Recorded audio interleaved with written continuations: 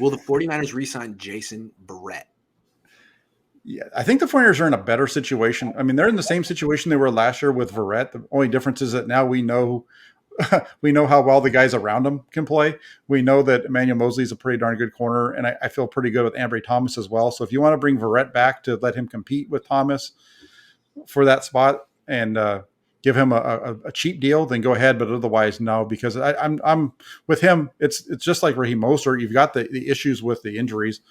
The difference between the two, though, is that I feel like Mostert gives you something nobody else does, whereas Verrett, I'm not quite sure he does anymore. Okay, let me try to argue this one out because I'm against injury-prone players, but you kind of sold me on the Mostert thing with like, well, I mean, if he's just going to take a non-guaranteed 1-year minimum deal, why not?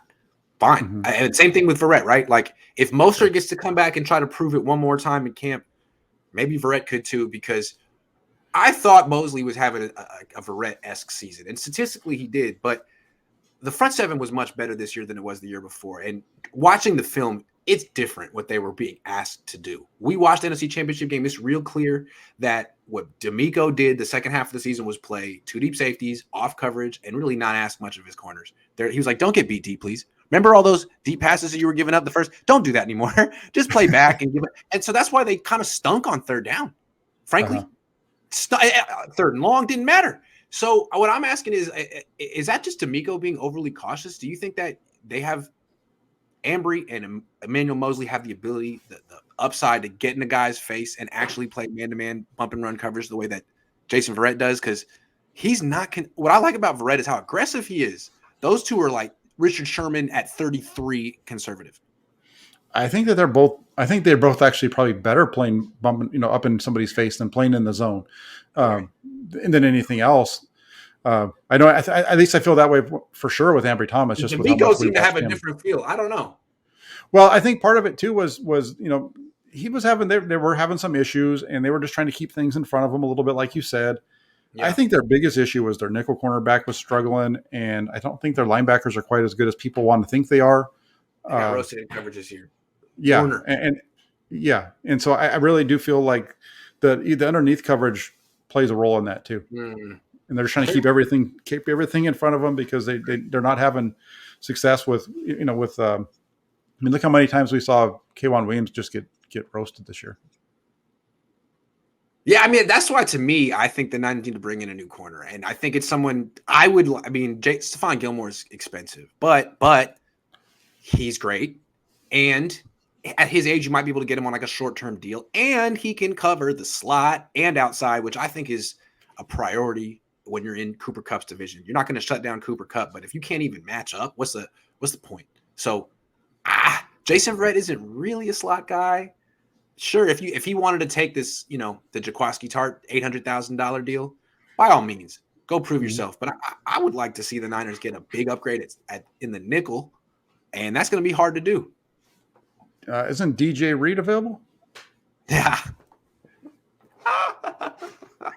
Yeah, that would that's pretty good. That's pretty good. He let him play in the slot and outside and do that whole thing with him. That's. We will bring back Dante Johnson. He's more inevitable than the Thanos snap. I don't know what Thanos is.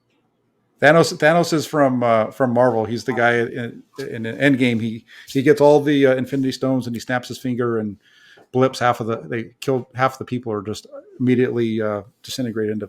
Oh, that's not nice. Why would he do that? That's not. I got to watch that movie because people make that reference. Okay. Anyway, Juan says, "Is Kyle back in Mexico waiting for the next best quarter?" Have you noticed that the last three quarterbacks that Kyle Shanahan decided he didn't want have won Super Bowls? The last three. Yeah, that's true. He's on an amazing streak. He's like George Costanza. He just needs to follow the opposite of his gut every time. What big name free agent Niner player do you think takes a team discount? We already did that one. Thank you, Mark. Okay, hold on. Sorry. He's the George Costanza of coaches. There you go. Matt M. T. Moore's contract now runs through 2022 because of offseason injury and contract structure. Also, KS takes the hint. The Super Bowl has friend zoned you. Also, KS take the hint. Pretty funny. Yeah. T. Moore. So it'll be T. Moore and Hufanga and like another 5th round pick duking it out. Oh, probably like some vet too. Like, what's his name? Tony Jefferson. Yeah, probably something like that. Or Dante Johnson. I mean, Dante Johnson played pretty good in Week 18.